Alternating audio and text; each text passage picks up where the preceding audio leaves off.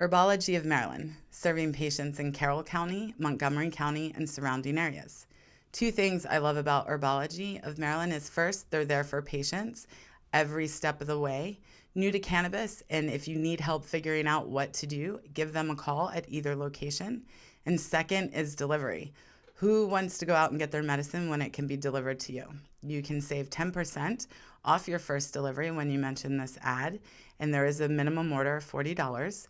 You can call the Westminster store at 443-487-4552 or Gaithersburg at 240-654-0911 for more information.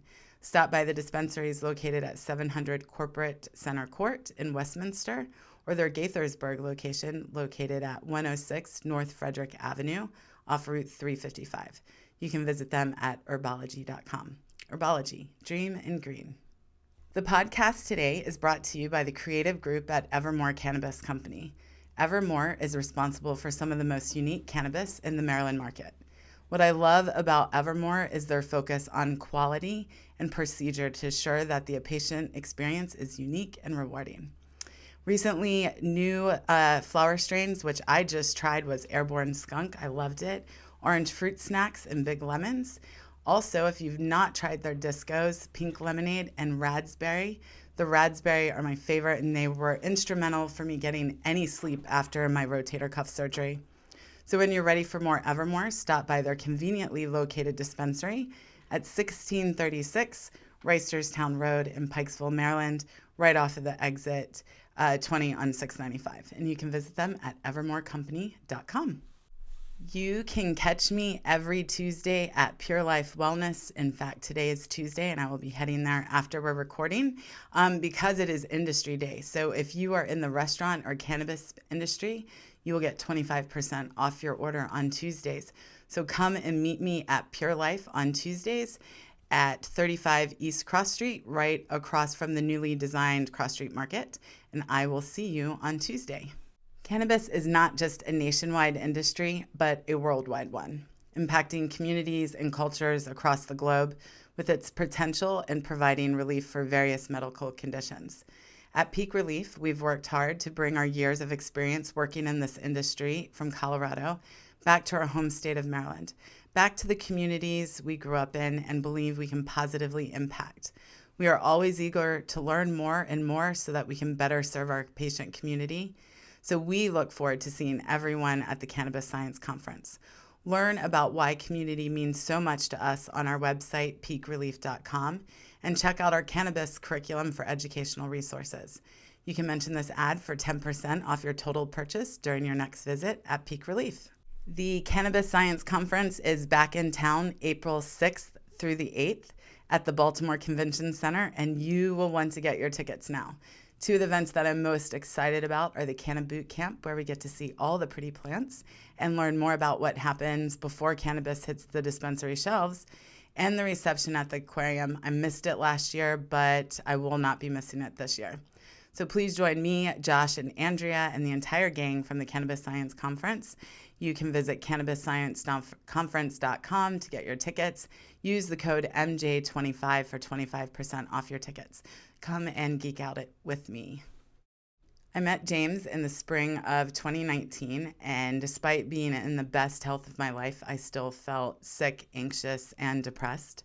And over the course of the last year, we've worked week by week, discovering what food is best for my body, what meditation and mindfulness practices will set me up for my best day, really preparing my mind, body, and spirit holistically for the daily challenges that we face. My work with James has been transformational and has provided me the strength, courage, and equanimity I need to live the life that I want. If you suffer from chronic pain or illness, if you feel like you've tried everything and nothing's worked, James may be the coach for you. He works with people who've been suffering for years to those who are newly diagnosed, and you can reach him at james@sparkvisionnow.com. Hey everyone, and welcome back to Conversations with Maryjane. It's Jill Franquelli, your host. Today's Tuesday, March 3rd recording, but you're actually listening at the earliest Monday, March 9th. Later on in the show, we have our guests, Josh and Andrea, from the Cannabis Science Conference. It's only a few weeks away, so they have tons of updates on speakers and exciting things that are happening. But before we get to that, I just wanted to share a few updates and some good news that's happening in Maryland cannabis. So the first kind of update is I just wanted to share my experience since our last time together. I was spoiled with a surprise trip to Jamaica for me and my wife's wedding anniversary. And here's what the most exciting part about that trip, outside of beaches and everything. I am now a medical patient in Jamaica. And so I thought I would share a little bit about what that experience was like and kind of what my entire experience was getting my medical card and then consuming cannabis at a consumption lounge there. So it's very easy to get your medical card. In fact, I think it's probably set up for tourism, which I'm okay with. So we just walked right into the dispensary. We flashed our IDs. And since if you don't have a medical card already in Jamaica, there is a nurse that's just 10 feet away from the dispensary door. And you walk over to her and you give her $10 in your ID. And there's like a little form you fill out. And there's maybe, I posted it on my Instagram. I may have saved it in a like highlight story.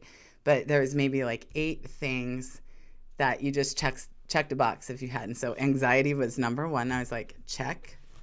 It is totally the honor system there. I didn't have to bring anything that proved anything. She signed the paperwork. It's good for 6 months. I took it and I walked over to the counter. And it was interesting like how much a dispensary is just like a dispensary in the United States. So everything was behind the counter. There was a menu. The only, I don't even know if there was THC testing on it. I'm going to have to confirm that because I'd have no recollection of it. But there was no testing. I bought the strains Gorilla Glue 4 and Sour Relief, which was a cross with Sour Diesel, and Queen Bee, and some other crazy like hypnotic haze or something like that. And got them, and the pricing was very similar. So I paid $100 for a half ounce. And it was nice and cured. It was like really cured well. I will always say that the best cannabis I've ever had is in Jamaica, because really, can you beat that view while consuming cannabis? That's just my opinion. So anyway, the consumption lounge is literally you walk out the door and then you walk right into the consumption lounge where you can order drinks like Red Stripe or a mojito and order food. And your table is overlooking the beautiful ocean right by Margaritaville. So lots of catamarans are coming in and out with tourists who very quickly realize what's happening where we are and all are screaming and yelling because they want to be over there. Yeah, and it's beautiful. And we sat there and we talked and we had a great time. It was my wife and Josh Casson, who was on the show earlier. Yeah, an amazing experience. So if you go to Jamaica, bring your ID, bring $10, and go support their local medical cannabis program.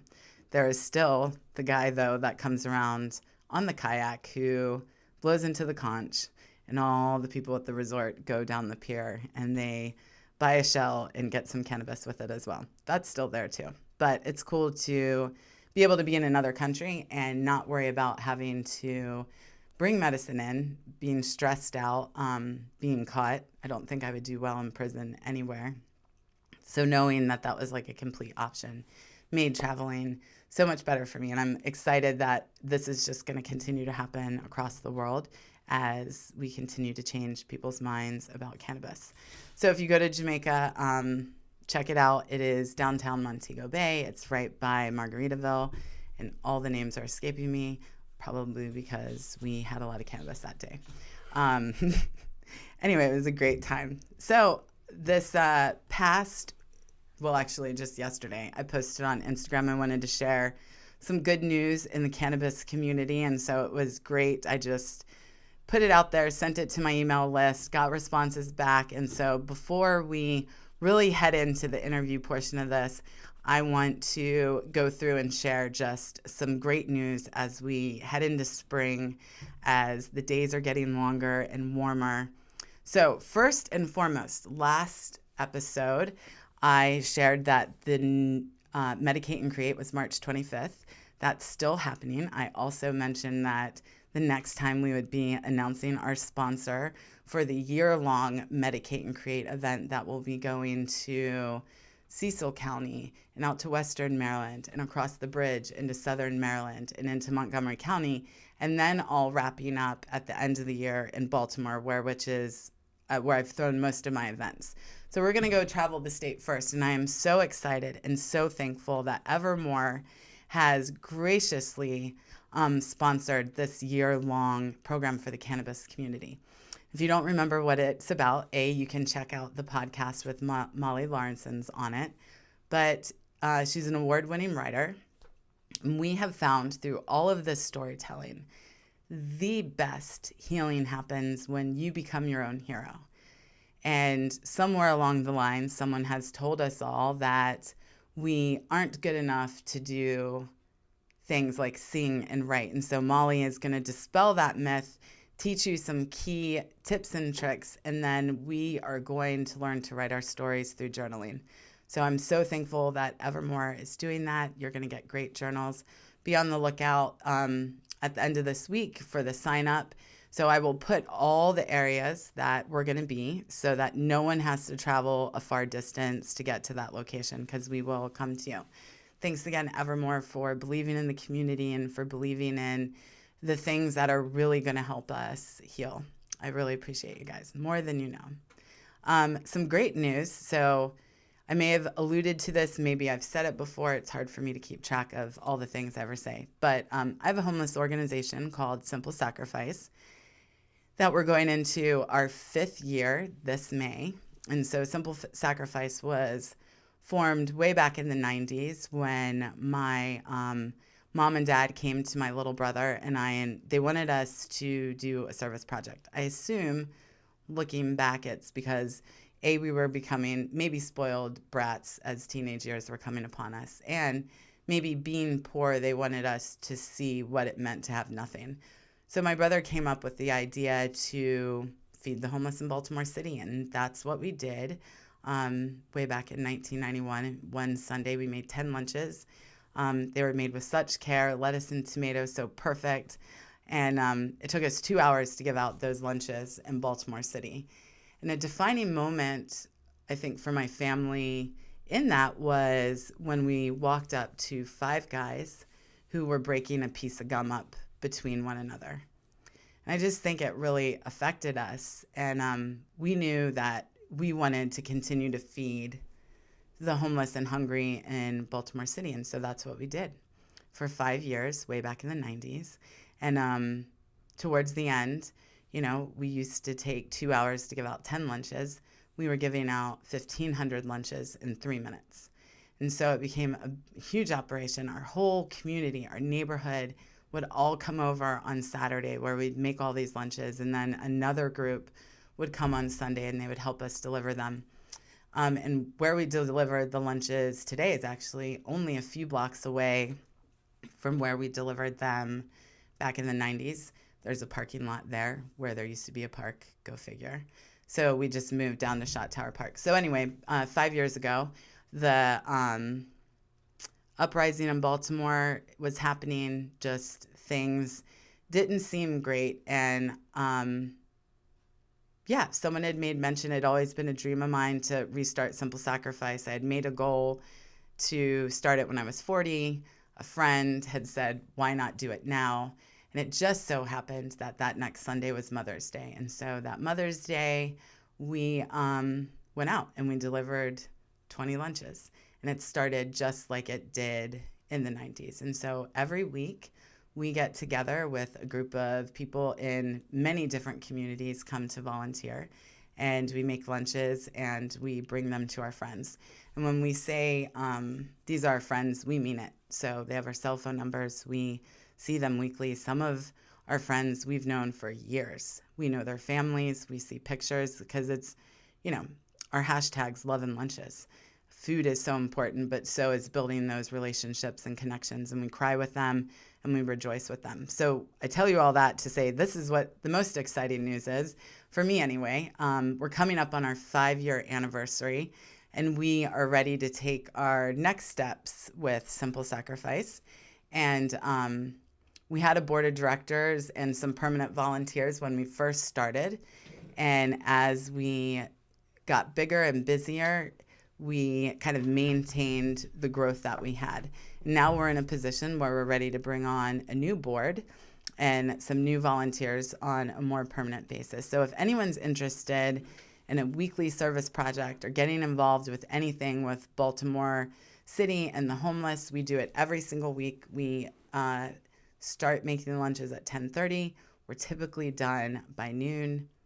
We would have board meetings every quarter, phone calls once a month. So nothing too time consuming, but because we are trying to make a change and make a difference, we have big plans for the next 5 years that are going to, what we hope, change what poverty is in Baltimore City. And so if anyone's interested, you can send me a DM or comment below.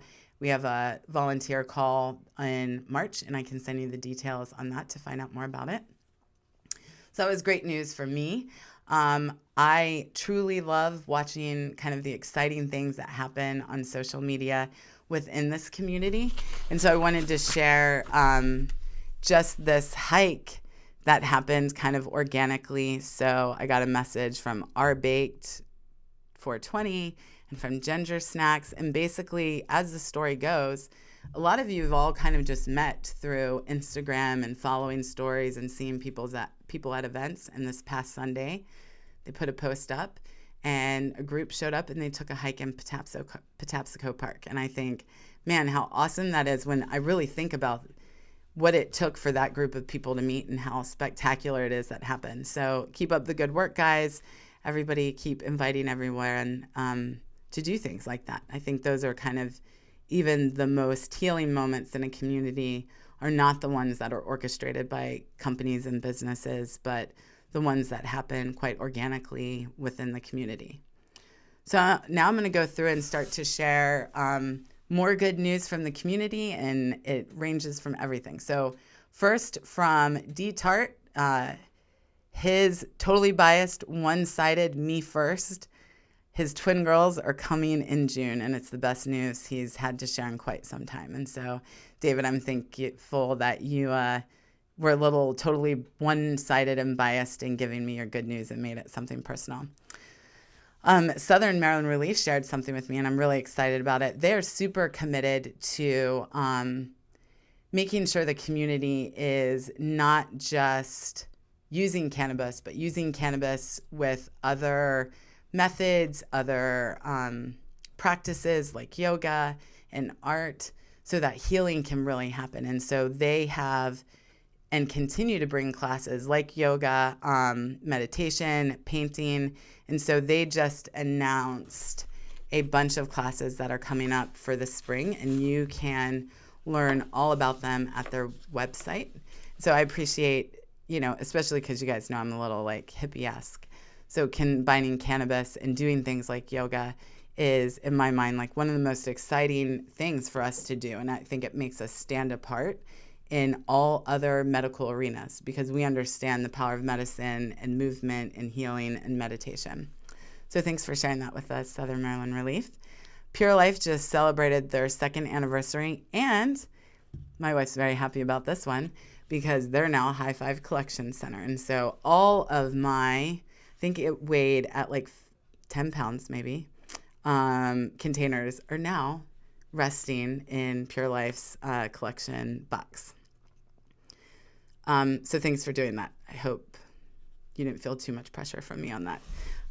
So the Cannabis Science Conference, they have great news. The first is we're running a contest with them.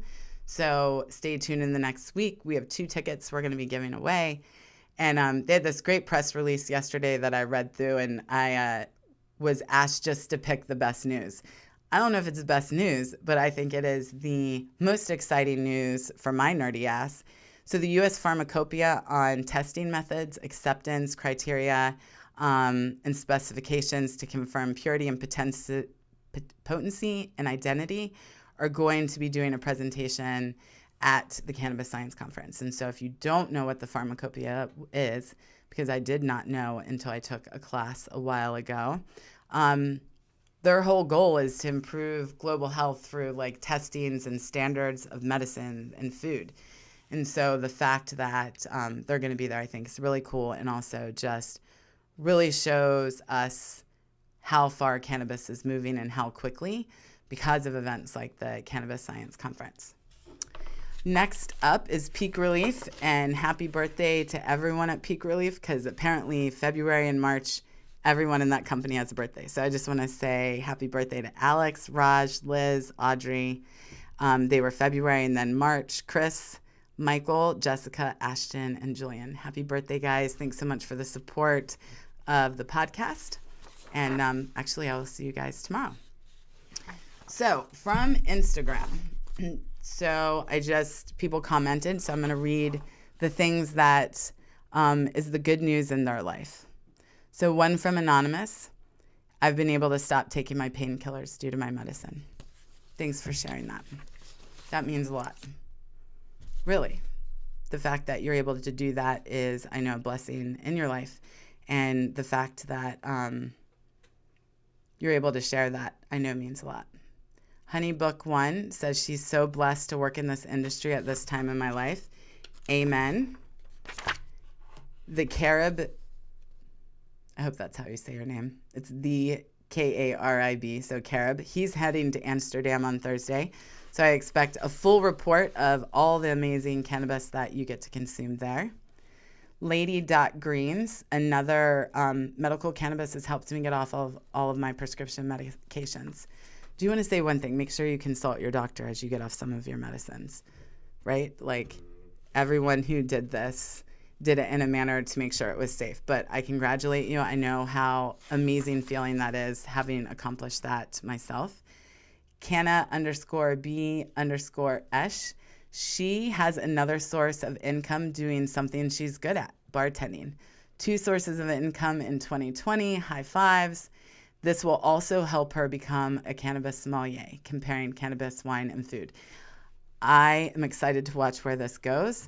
I've been waiting for this. Like, who are going to be the experts that come out that have like the sensitive noses to the terpenes, and who can, I don't know, is it going to be paired with food or paired with an anxiety attack? I think this is going to be really exciting to see how cannabis opens up so many new and flourishing like businesses and industries.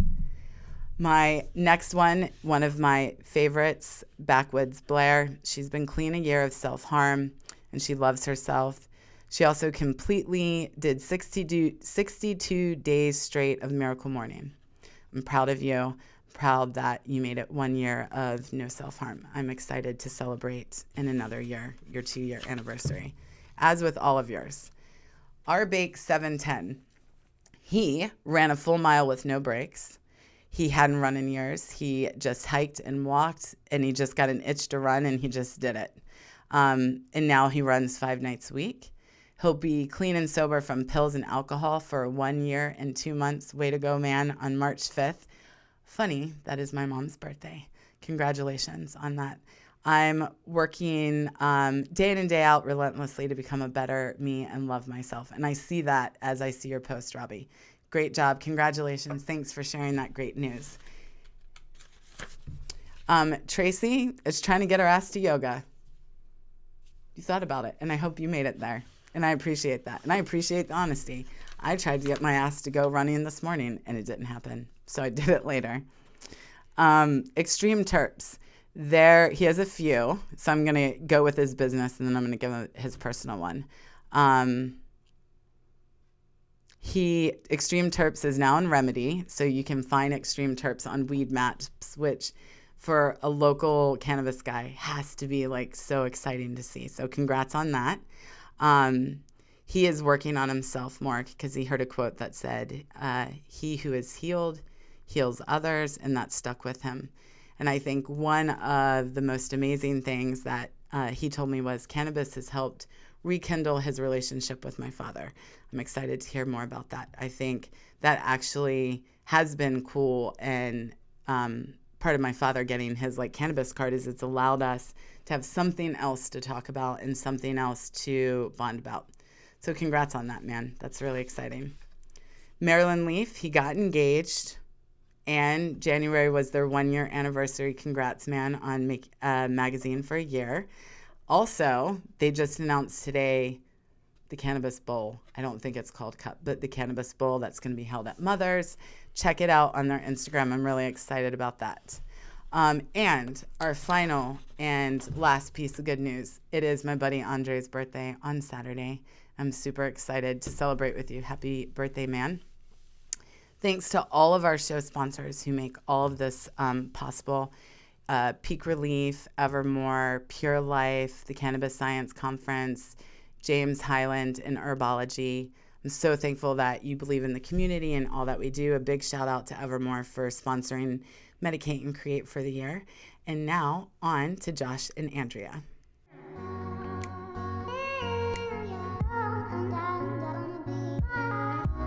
Well, thanks for coming in tonight, guys. I'm so excited for you to be here. Yeah, it's great to be back with you again. Thanks for having us. Of course, Andrea. Josh has been here before. Yes. Andrea, welcome. Thank you. So I'm going to focus on you for a second just to get all your nerves out in the first 10 minutes of this episode. Okay. So what do you do at the Cannabis Science Conference? I am the Chief Operating Officer of CSC Events, who hosts the Cannabis Science Conference. We started in 2016. I started as a volunteer, as a matter of fact. Okay. Helping Josh out on his first ever Cannabis Science Conference. How did you find out, how did you hear about that volunteer opportunity, or what led to you volunteering? I met Josh through friends, actually, and at a Patients Out of Time conference here in Baltimore. And he was putting on the show in Portland for the first time and needed some help with, the general running of the show. And I said, sure, I'd help him out. So she just didn't realize that she was actually on a job interview at the time. And she did an amazing job. Honestly, she really came into that first show in Portland. And, before I brought Andrea on, it was really just me. I had, help of a few family members and friends. But as far as the day-to-day, it was me. Just you. And, when Andrea came out, she really, really was an instant leader and kind of ran the pack of all the other volunteers and, had the registration running smoothly because, believe it or not, we work with registration companies now, but at that first show we had 800 people and we didn't have a registration company. I can't even imagine. I do Josh's, 100 name tags and I'm it's panicked. One of Josh's biggest forms of anxiety. Yeah. Is the registration. Yeah. So, and she did a great job with that. And, the show out the gate was way bigger than we even thought it would be at that first one. And, we grew really quickly from year to year after that. And, it's still, day to day, full time, just Andrea and I. But without bringing her on, I mean, we wouldn't have been able to, expand and grow and do as much as we've done in the past few years. Oh, yeah. I mean, we go much further together than just one person leading the charge. Yeah, absolutely. So so you started in 2016? Yep. So what has been the most exciting thing for you to see from this time to now? Watching the growth. Because we have grown exponentially over the course of the last few years, and that's been really exciting to watch, is to see how the number of people that are getting into the field, whether it be just through curiosity or really into the science side of things. It's been really fun to watch that. Yeah, and then throwing an event. How stressful is that? Everything has its stress, yeah. But it can very well be especially when you're dealing with a lot of different cats. I like to say is, you got to herd everybody in the right direction and gather data and information to make sure everything runs smoothly so that people have the best experience possible. Yeah. And that can be challenging. And I think for us, though, as much as sometimes it can get stressful for us, I think it is an advantage that we are a small team and we, are really friends first. We met through Leah Heiss, who, is all over the place doing great stuff in Maryland and all over. And we actually worked on another event together in the leading up to the first show. And Andrea and I were both kind of helping out with Leah that was, doing this event that was coming from Colorado.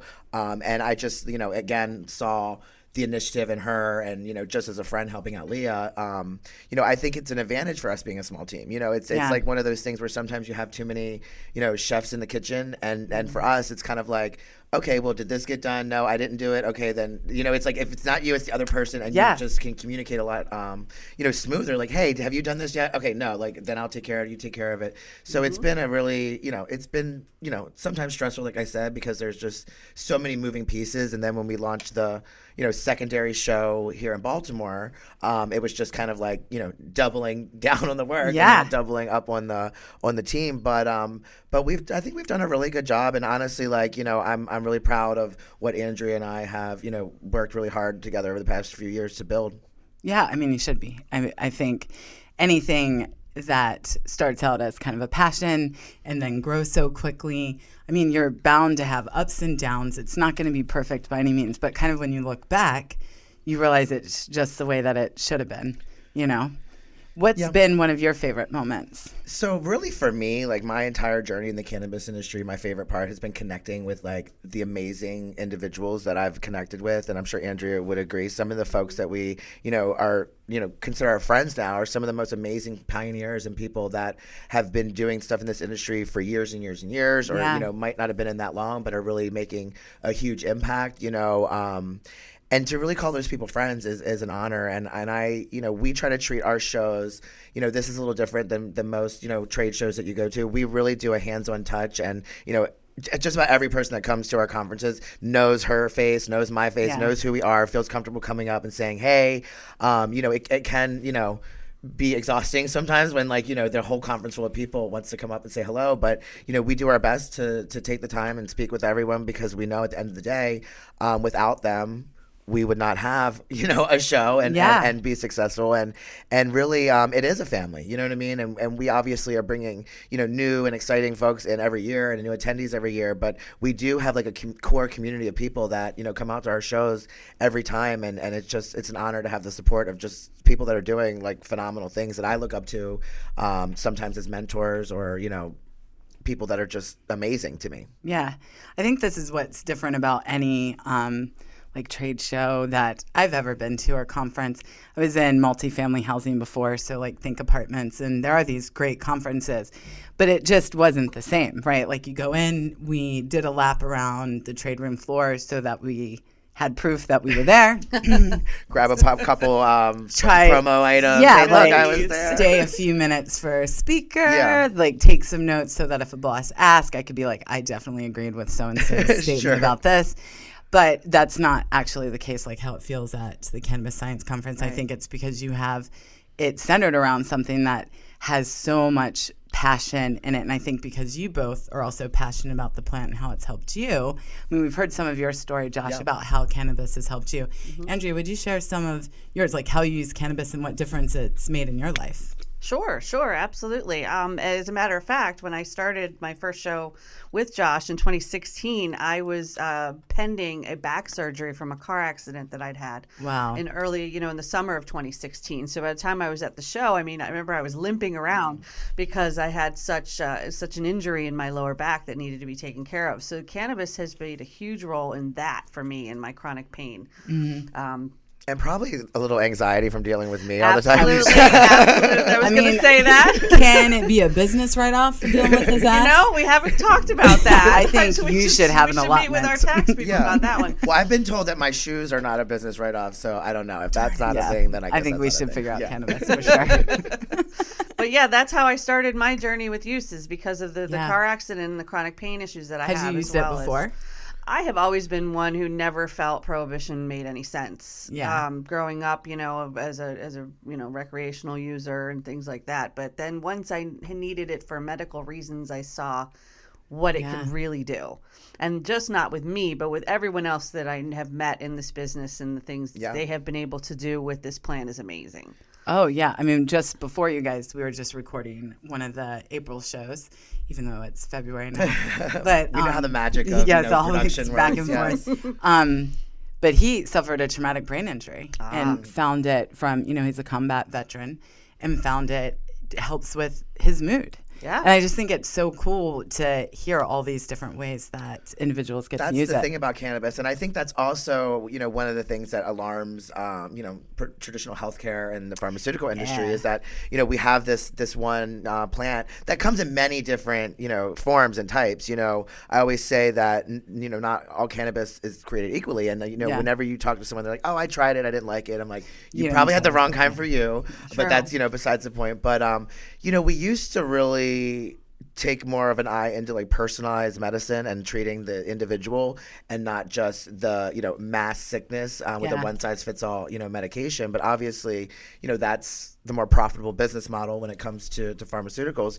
But I think those are two of the reasons why cannabis is so foreign to these people, is because it is so many different kinds, and really each different strain or cannabinoid profile that you look at is technically a different medicine. You know what I mean? Yeah. If you really break it down like that, and you're trying to target treat, like for instance, something that works great for epilepsy or autism might not be the best thing you want to use for brain cancer or for anxiety. Yeah. So I think that's one of the issues, and I think again something that helps so many people in alternatives of things like pain and anxiety and other things. If the word was out to everyone about this and everyone felt comfortable, it would be a huge dip in the prescriptions, I think, for those drugs. Huge. For sure. Like, I think the mindset of like, you have pain, you take this pill, you have that, we have to undo all of that, because I think that's actually the scariest thing about cannabis. And having to explain it to my dad has taught me how it is so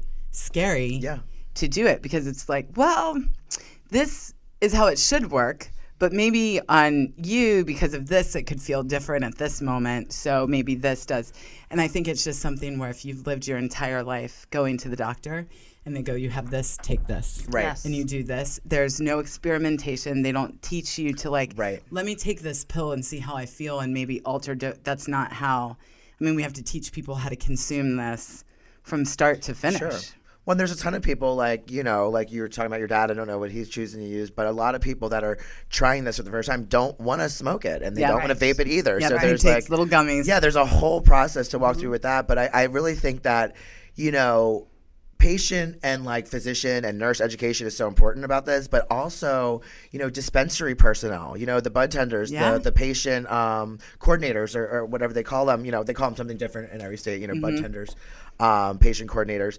And, they really are the person in between the patient and their medicine. And they should really be, understanding this plan and working with the patients and saying, okay, well, and explaining to them this could be a trial and error process. And a lot of people really don't want to hear that. A lot of people, when they're in pain and they're suffering, they want to hear like, take this, you're going to be just fine. But with cannabis, it's not always the first thing that you try is going to be the thing that helps you. And I think that education and like I said, them working with, we're all different, DNA and makeup, but if they're working with other patients, like, hey, this patient, this worked really well with them and they were trying to treat the same symptoms, you might want to start off with this one, and then we can like tweak your, it's almost like a concierge medicine thing, if you will. You need to get it honed into really what the patient is looking for. And, I think I touched on this last time. I really feel that we will start classifying like the strains by the cannabinoid profiles rather than terpenes strain names. Yeah, 100%. I just think that it's really difficult for people to understand that if you get a Blue Dream in Maryland and then you're in California, you get a Blue Dream there, it's going to be a completely different thing. Yeah. But if you were buying products in Maryland and California based on the specific cannabinoid ratio and terpene ratio, then you're going to have more luck in trying to like duplicate the medicine that you had somewhere else. Yeah, I mean, I tried something very similar.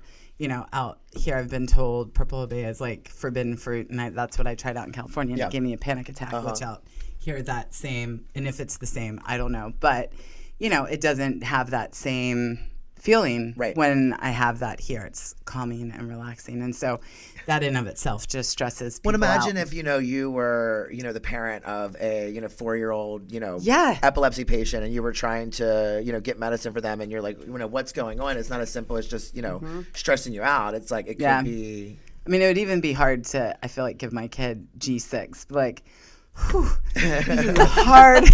Like, it should be called like baby G6. I don't know. Well, one benefit though is that cannabis doesn't have the major side effects that most pharmaceuticals do. It's very so true. you do have a little bit of a leeway with our flexibility. I meant more of the name, trying not different the things. like give your child like some Agent Orange. Like, I think that's why going to it's like, green crack. The names are going to be sick. Yeah, green crack is a strain that like a lot of people find really medicinal for a lot of things, but it's like, maybe we also play a small part in why some people look at us crazy. You're like, this is medicine. It's called green crack. You know what I mean? Yeah. So like, What's your like, favorite really? strain? Right. Yeah. So I feel like, and we've also seen in states like Oregon and others where they have cracked down on like strain names that are like, appealing to children. Sure. You know what I mean? Like Scooby Snacks or, something like that. And I get that conversation. And, I obviously I'm really passionate. I do my work with Canna Kids on the board there. Tracy Ryan is going to be speaking at the show about some of the research she's working on at UCLA that's going to really, I think, change the world in the next few months. But at the end of the day, of course, I'm advocating for sick children to have access to this. Yes. But we also are not advocating for, if your children are not sick and they're, perfectly healthy, we don't, we're not saying for them to use this. And we do think that it should be kept away from children, even children that are using it as medicine. Obviously, they're children. They shouldn't be dosing themselves. You know what I mean? So rolling joints and blunts at 11. So we're here for those conversations too about like, public safety and things like that. And like Andrea said, it isn't the same as, if your kid can reach the medicine cabinet and take the Xanax or the opiates and, you have a serious issue. Your kid might just get super, super tired, super, super hungry. And, for a while. Have a great ride. Yeah, and then eventually that'll pass. But I really feel that it all ties into education. And that's really why, we set out and to do what we do. You know what I mean? There wasn't a lot of platforms that really were a space where medical professionals that knew about this and the endocannabinoid system and all these other, education points and researchers that are, around the world researching this plant and finding all these discoveries on cancer and epilepsy and all these other things. And the cultivators that have really, built this industry to where it is, there really wasn't a serious, place for them to come and share their information with other like-minded people. Yeah. And, with our show, I always say we kind of have something for everyone because, at the end of the day, obviously with an exhibit floor and, a lot of sessions where, I guess you could say a B2B show, obviously, it's a lot of business being done at our show. But I always tell people that, our vendors are, a lot of times dispensaries and growers, and they're really excited to meet the patients and meet them on the exhibit floor. But our medical cannabis track, which I know you've sat in, in the past couple shows that you've been in, you've helped us MC, it really is the track of our show out of the four that I think speaks to the patient and the consumer. And also the medical professional, but you'll hear, cannabis for, pediatric care. You'll hear about cannabis for autism and epilepsy, routes of administration, the importance of, patients understanding the why. And, that's one of the reasons that this year we're doing a really great discount and we're working with, local dispensaries to offer 50% off discounts to the patients to attend the show. Sweet. Yeah, because that's awesome. Yeah. And, I've always said that knowledge is power. And the more you know, the more you can take control of your own healthcare and your own life. And I really think it's important, not just for patients to use cannabis and to get help from it, but to understand a little bit, at least, the why behind the what. Yeah. You know what I mean? Like, why does this do what it does? And how does it do what it does? Yeah. Understand the endocannabinoid system, things like this. And, they'll hear from, great doctors like, locally, Dr. Alexander Diggs, that's with KIP. He's going to be one of our speakers, talking about the importance for patients to understand that topic and also advocacy. And Dr. Patricia Fry, who's a great doctor here in Maryland, that'll be speaking. Dr. Dustin Sulak and Dr. Bonnie Goldstein will both be keynotes for our medical track. They're both super, to me, superstars and really celebrities of this industry, if you will. They would probably hate me for calling them celebrities, but in my eyes, really, they are people that are, most important. Bonnie is the featured pediatrician in the Weed the People documentary that's on Netflix, and she's just helped so many families and so many people suffering with this. And she'll be there, and it's just veterans panel in the medical track where we'll have veterans come together and share that's a great panel. Like their journey of like being a veteran and going through combat and coming back, and what you're left with and the options that you're left with, and looking at cannabis and using cannabis as an option for that.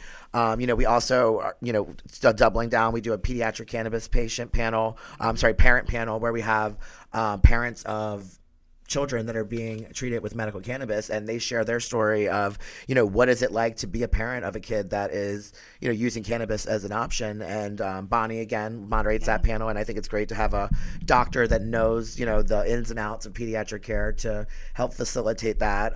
We're really excited. I know there's been a lot of, news about Connor's Courage bill and all that stuff here in Maryland. We're really excited that Connor Sheffield will be actually speaking at the show. Yay. Yeah, so give it up for Connor. He's a great kid. That's and done so much, great work. And as you know, we've talked extensively. I really am so passionate about the children, because I think that everyone's okay with cannabis as a medicine basically at this point, but when you talk about children using it as a medicine, people still get a little more squirmy, and there's still more stigma associated with that. So I've really made that a point to really advocate for that. And then we'll also have Riley Maidler, who you guys maybe remember from last year, and she's an amazing little teenager, little young lady in Delaware who's changed so many laws there, and met with the governor and the legislators, and she's kicking ass. I don't know if you can say that about a teenager, but she's kicking ass. Yeah, they're both kicking ass. Yeah. So she'll speak, and I think the name of that session is going to be like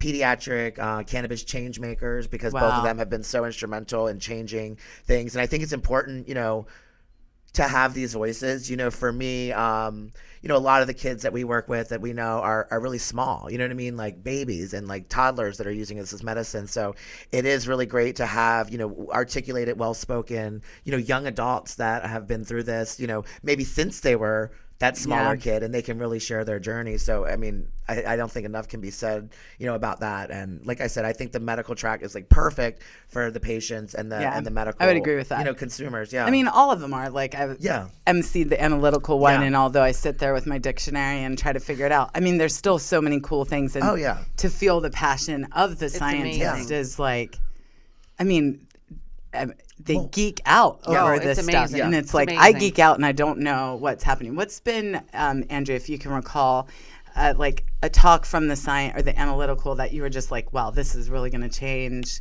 the way we have cannabis?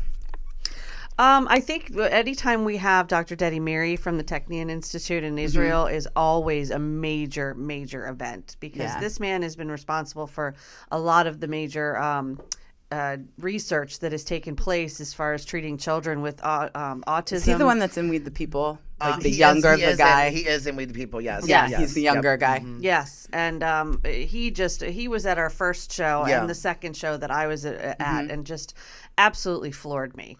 As far as what he's able to articulate through the studies that he's done. And this isn't just talking about something, this is showing the data of the things that he has, been through in the laboratory, and you're like, your head explodes. You say, okay, this is serious now. I really get this. Well, and then again, like going back to the beginning of this conversation, like to like someone that I consider a friend, it's like I mean, this guy's my friend, you know what I mean? This is insane. And I actually last year, or I guess November of 2018, with my friend Autumn, who's also spoke at our shows, we traveled to Israel to speak at a conference that Dedi invited us to speak at, and that was a huge honor for me. Dr. Rafael Meshulam was like the main program organizer, and Dedi had a section of the days that he was organizing, and just to be invited for me, I'm like, you guys want me to come like speak at this thing? So it's huge, and then touring Dedi's laboratory and facilities in Israel, and just being there, cannabis and cannabis societies was just such a beautiful experience, and to know that the research really has been going on there for years and years and years. It's groundbreaking. What they've done is groundbreaking. When do you think in the U.S. we're going to accept that research? Oh well, it's it's long overdue in my opinion, and it's really interesting. And I always say like, when it is to our advantage in the U.S., we play on our allies. Oh, they're our allies, so we can utilize this from them or utilize that from them, or we can help each other. But when it's something like this, it's like, okay, well, Israel's supposed to be an ally of ours.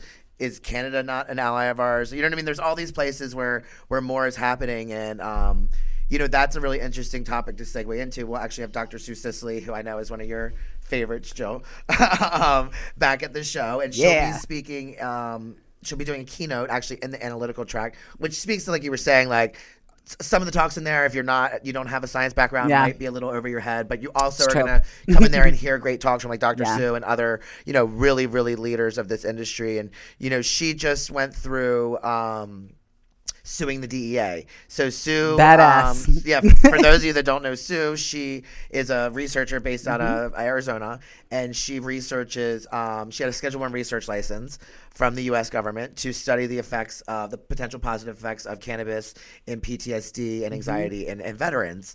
The problem with Dr. Sue, the problem that Dr. Sue faced was that there's only one current source for medical cannabis for research, and it's coming from the University of Mississippi. Straight swag. Yeah, being grown with the National Institute of Drug Abuse's standards. And I always think it's interesting to point that out, that the only cannabis that's available for us to research and researchers is being standardized by the National Institute of Drug Abuse. And their primary role is not to study the positive potential effects of drugs, but the potential harmful negative effects of drugs. Right. So Sue sued the DEA. And it's funny because her talk is actually called Suing the DEA. Clever. And she'll be at the show and she'll speak about, obviously a little bit about her research, but she'll also talk about her case against the DEA based on the fact that they need to end this federal monopoly on cannabis research, and that if researchers are going to go through all this work to study this, that they need to have true representative samples to study that are actually what people are using. And, I always use the apples to oranges analogy, and that's kind of what she, was left with. And, Sue's story runs, even deeper, and, people could hear from her at the show, but she actually was with a university in Arizona that was all aboard for her cannabis research. And then this was going back, years and years and years ago. I can't remember exactly what year, maybe 2014, 2013. But then all of a sudden the pressure came down, you know what I mean? Because you weren't seeing university programs, you weren't seeing research being done at institutions like this. And, the heat came down on these people. And I don't know if it was, the government funding, the private donor funding, or what exactly it was, but they ended up firing Sue based on the fact that she was going to do this research. And, that was actually the best thing that ever happened to her, because if you ask her, she took that and went to the press. Yeah. And, her name was all over, all these papers all over the world, that, university fires, this researcher for trying to study cannabis for PTSD after they had said that they would. So it really was like, it's been such a journey for her, and I really want to see her have access to really true representative samples. And, of course, she could go and purchase at a dispensary and do her own, research. But what she really is trying to do, what we need, is to have clinically approved research. Yes. And, you have to follow the rules to qualify for that. So we really are trying to, we're advocating behind Sue, and they won their lawsuit against the DEA. But she'll talk about, that whole process and how they won, kind of, and what it means to win against a federal agency and the red tape that, they're now dealing with. So I think that is a really interesting talk that, like, so many people could get a lot from, and really get, like, a crash course in the workings of our government and how much it cannot make sense sometimes. I mean, if you didn't know any better, you would think they didn't want it to succeed. So if you Google, like, you can look up this study and you can see the pictures of the cannabis. I mean, they just dried the whole plant and just ground it up and just sent it. And if you were to look at that and then look at, some of the most beautiful buds that we have access to, and you think, okay, this is not going to do anything for anybody. Well, and then the first time, it's really interesting, like, Sue told me this story. We actually were speaking at a conference a few years ago together in Bogota, Colombia. And again, it blows my mind that I'm, like, traveling the world speaking like with friends, with people like her. But the first time that she received her delivery from the University of Mississippi, it was like in a I don't want to say a brand or anything, but one of the traditional mail shipping carriers. And there's all these people in the parking lot, and there's all these news cameras and all these people like, oh, the first shipment of cannabis for research, because she was really a pioneer to do this. Like no one else had done this.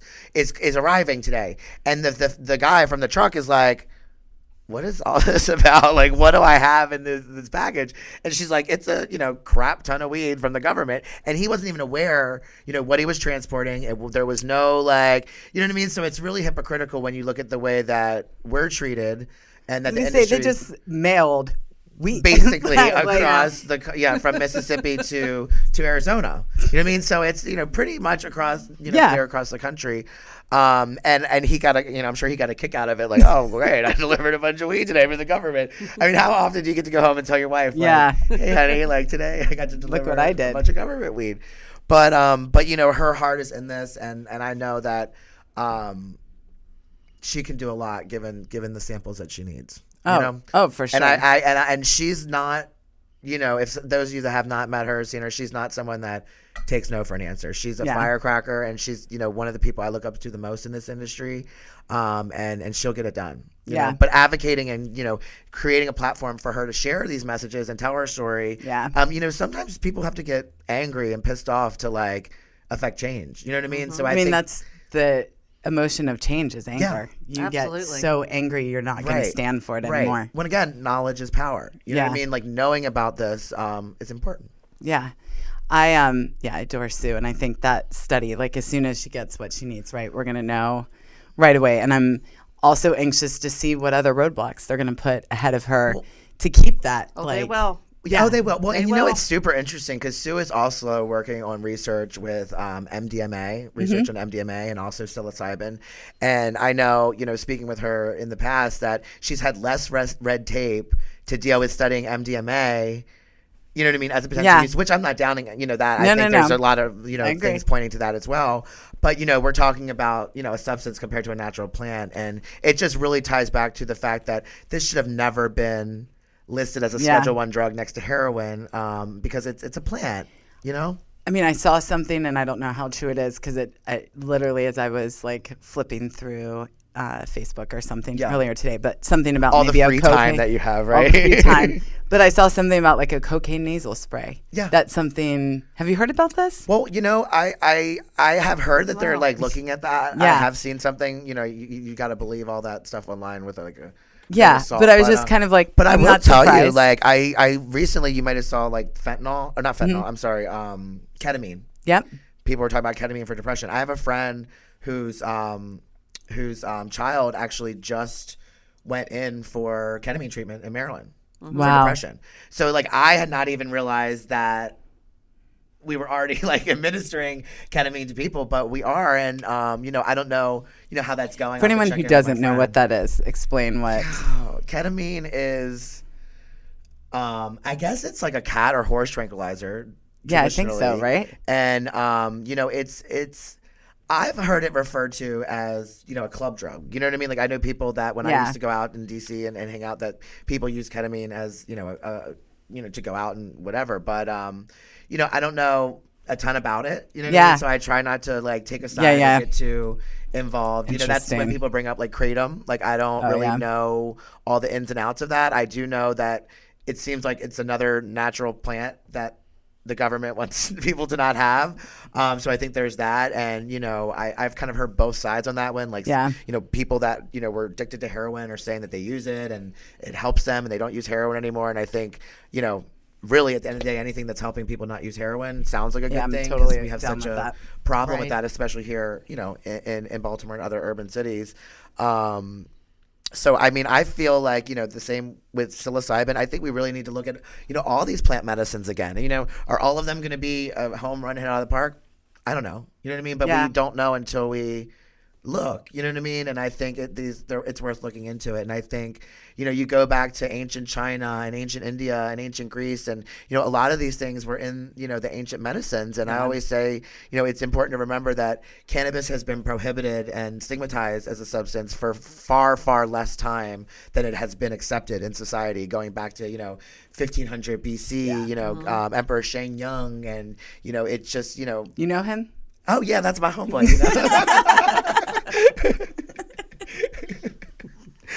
Go way back. Yeah, we go way back, like way back. So I moisturize. You do. You look fabulous. Who are you guys most excited, or who are some of the speakers that are going to be at the conference this year? So I'm really excited that this year one of our dear friends, Stormy Simon, is going to be joining us as a keynote. Stormy has a super, super interesting background. She just recently became the new CEO of High Times. Yeah, which, congrats, Stormy. Congrats, absolutely. I actually flew out to LA when that news came out. Last minute trip, like, oh my God, we have to celebrate. Let's go to Disneyland. We had the best time. But she has a really interesting background, and Stormy's been involved with the industry for about 4 or 5 years now.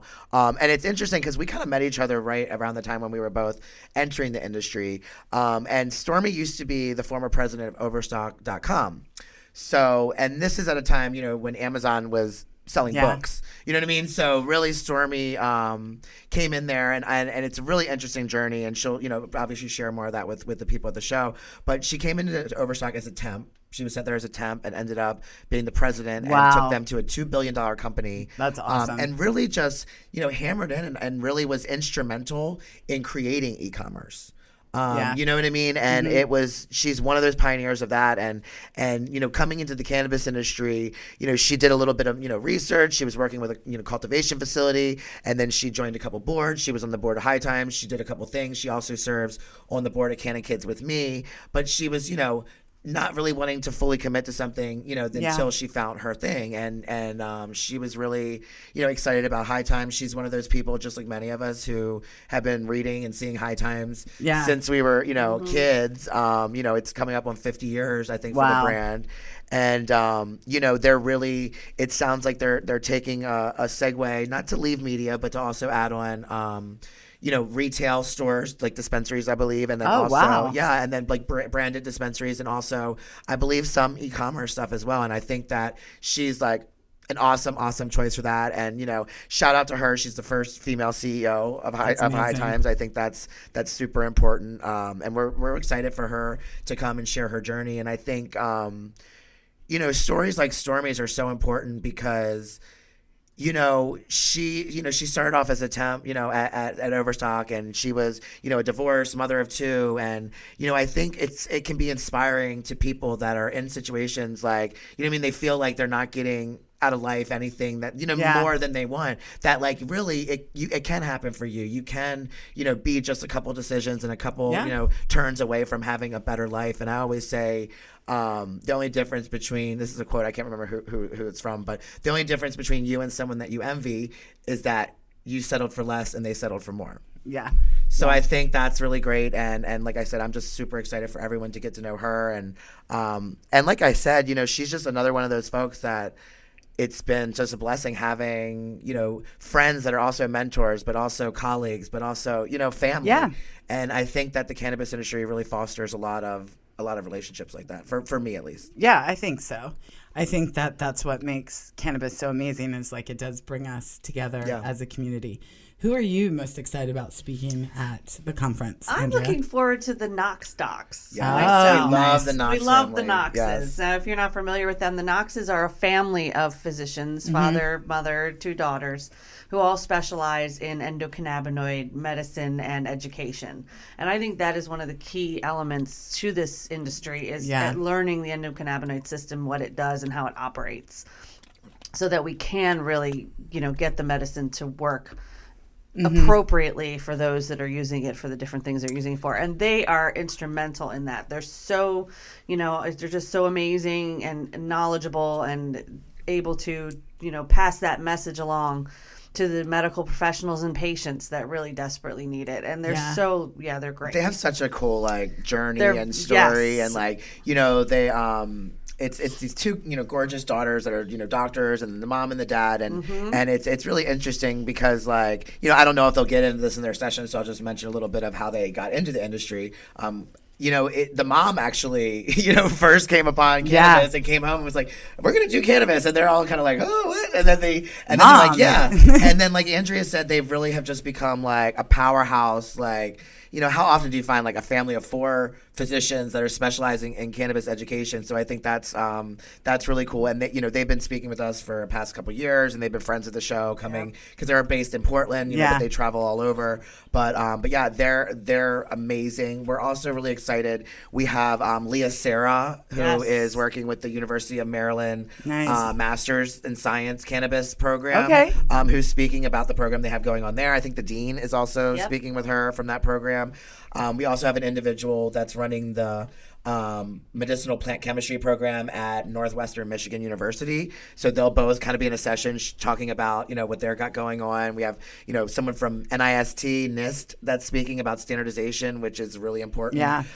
We have Johns Hopkins University, someone from Rutgers University. So really, really, amazing, lots of powerhouses. Amazing stuff. Yeah. And by the time, this airs, the schedule will definitely be posted on the website, and, just, it really boggles my mind every year the amount of like amazing rock star people that we get. And, we get every show like 200 to 300 abstract submissions, which I kind of like jokingly say is my favorite part, but like my also least favorite part of it all, because like I said, a lot of these people are friends. It's like a journey, and when you're getting 300 submissions, you can't make room for everyone. You know what I mean? And I would say 80 to 85% of these submissions are all, relatively good, if not like stellar. So it can become difficult narrowing it down. Oh, for sure. I mean? And you're I don't envy that at all. So you really have to create like a flow for the event. You know what I mean? Like any event you do, I think you have to create a flow what you're looking to cover.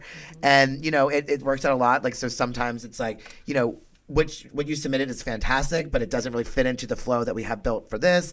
It actually would be a better fit for our show in Portland. We would love to consider you for that show if you would be open. So it's really a synergistic thing. And then we also have the poster sessions in the exhibit hall, which are probably a new thing. A lot of people don't know about that, but it's really similar to a presentation on stage, but it's kind of data and research and stories even laid out kind of on a poster board, and those are throughout the exhibit hall. So it's really cool to meet people who've done that. Yeah, so a lot of people do like the analytical ones that are like, the science research and all that stuff. And then we also have people like, Amy Mellon, who's a great friend of the show, based here in Maryland. She always comes and does a poster, and she outlines her journey of using cannabis to get off of pharmaceuticals and before and after pictures. And really folks will stand there, and just people come up and they check out the posters, and, they'll just be standing there and kind of talking with them and walking through it. And it's really just another great medium of education. Because I know some people don't love getting on a stage in front of hundreds of people and talking. Yeah, some people would rather have that, one-on-one, 2 at a time kind of feel. But yeah, I mean, there's so many speakers that we're excited about. We're really excited, for this year. For the first time, we're added a 2-day hemp track to run parallel with our analytical science, medical cannabis, cultivation, and now the hemp track. And that'll be things hemp and CBD. I think that is becoming more and more of a topic. And we've always covered hemp and CBD content, but I think as we go forward, it's seeming like, not that the industries are splitting, but like it's almost like a small splint, if you will, between cannabis and CBD. So we definitely wanted to, have its own place and its own home, and people can say, okay, I can go to this whole session, and if my business is centered around CBD, I can get the content that I need in one place without having to, jump around from track to track to track. And if anything, I think the one thing Andrea would agree that people, it's their biggest complaint about our content is that our tracks do run at the same time. Yeah, there's too much to see. So people are like, oh my God, I don't know what I want to go to. And I'm like, but that's a good problem to have. And that's why I say, come with a group and, send one person to this one, go to that one. I mean, definitely look at the schedule, like some tips and tricks. Look at the schedule beforehand. Yeah, absolutely. Like get there a little bit early on the first day so you can figure out where all the rooms are. Registration is long. So it is, but I mean that's par for the course. Well, and we also encourage we start registration at 8:00. Yes, come early. The first sessions start at 9. There are people at the registration desk ready to take you at 7:45. Honestly, so we really encourage people to get there early because, for instance, the first day, the first main session is Dr. Sue and her attorney. So it's like get there, get registered, get in the room. It's if you pre-register, it's a lot simpler. Everything's in there. You just just come up, pull up It's your a stuff, pretty and they print your seamless- badge. it's a pretty seamless- Like last year in Baltimore wasn't too bad. We're expecting some more people, but yeah, and I mean I'm just excited to see we're getting even new companies signing on as exhibitors. We're obviously doing the Canna Boot Camp again so at Evermore, which is a great partner. See the pretty little plants. Yes, we love working with Evermore, and that for those that don't know is our pre-conference that's on April 6th, and we host it at Evermore at their cultivation and processing facility, and it's really just a full day hands-on workshop, and we have our top level vendors that also come in and set up their technologies and do demonstrations and educational workshops, and it really in one day you can really get a crash course in analytical cultivation, analytical testing, sample preparation, processing and extraction, and also things like edibles manufacturing. So really, like I said, it's a full day crash course. We do this a fantastic lunch at Union Brewery. Nice. Yeah, and it's amazing, and that event grows and grows every year. So and tickets sell out fast. Tickets sell out really fast. So I encourage everyone. I missed it last year because I'm slow. But we'll rectify that this year. Yeah. I got to go to Portland, so it's pretty well rectified. Oh, well, that was a really cool one. That was a really cool one too. And you can find information about all this stuff on our website. Yeah. And we have like tabs like Canna Boot Camp. You can watch videos of the past boot camps, and on our homepage you can watch the different promo like highlight reels from our past conferences, and we're just excited to be again bringing the show back here.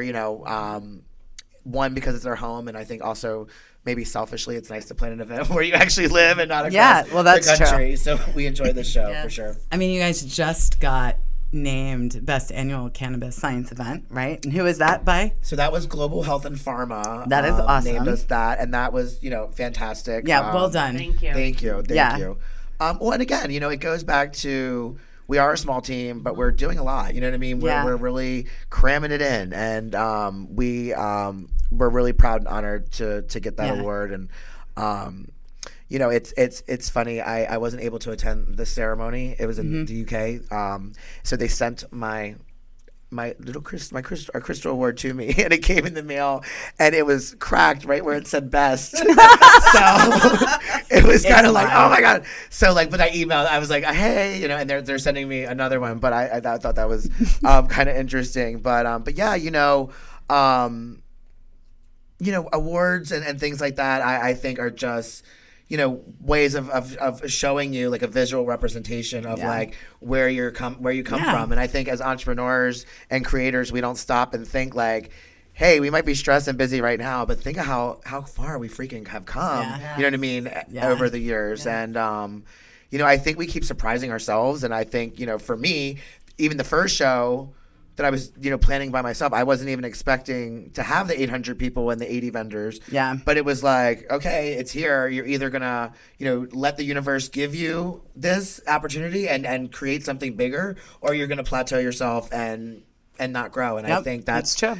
That's not healthy for anyone. You know what I mean? I think spread your wings and fly as far as you can. And I think that's one of the things I love the most about this industry is, there's really room for a lot. You know what I mean? Like bring your skills and like what you're good at to this industry, because it's not just cultivating and selling cannabis. There are so many different facets to get involved with. Yeah. Yeah, and I think events like this, I'm so grateful that you guys put on, because I think that allows someone to see that the sky is the limit, no matter what. So we'll make sure on the show notes they have access to figure out all the ways they can get the tickets. Hal, if someone was looking for those patient 50, or did you say patient 50% off? Yeah, so we're doing, for medical patients in Maryland, we're doing a discount for 50% off tickets. We have flyers with all that information. In select dispensaries in the city. You have your code for your people, for industry. But if you're a medical patient, you have a medical card in Maryland, you can use code MED50, MED50, and that'll get you 50% off. The only thing is that's not applicable to the Canna Boot Camp, because but mine is. MJ25. You get 25% off of yours everything. is. Yes, absolutely. And then also, I definitely want to plug the Canna Aquarium experience. Yes, again. please do. So we'll be doing another event at the National Aquarium in Baltimore this time. Not this time. Again, this time. But I think people really enjoyed that, and we're talking with, obviously Shimatsu is going to be one of the sponsors for that. I think Evermore is in for sponsoring that again. We're talking with a few other companies and doing some other fun sponsorship opportunities with that. So, and we do also have some space left on the floor, not a ton of space.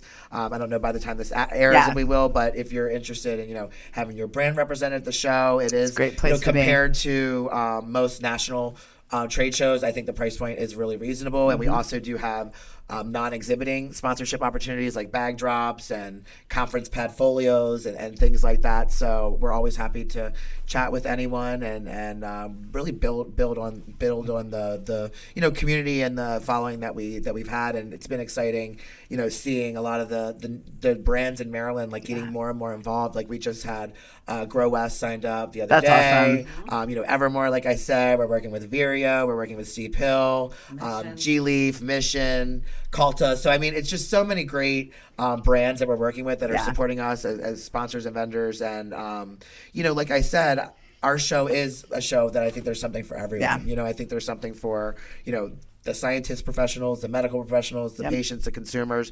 But, most importantly, it's a show where a lot of business is being done and deals are happening on the exhibit floor. And it's a good mix of vendors. We have the scientific companies, the medical companies, the brands like the grows, the dispensary, instillery companies. I mean, we have things like security services and promo companies. So really, we don't just take anyone, but it's like if your brand is something that is, helping this industry and helping, if you're a promo company, you just as well could be working with Shimatsu or Agilent or any of these other companies for promo. So that's relevant to us. So we just encourage everyone to come and check us out. All patients, like I said, knowledge is power. I think as many patients want to come and get educated, we would, just love that. And Can Aquarium. Who doesn't want to party at the aquarium?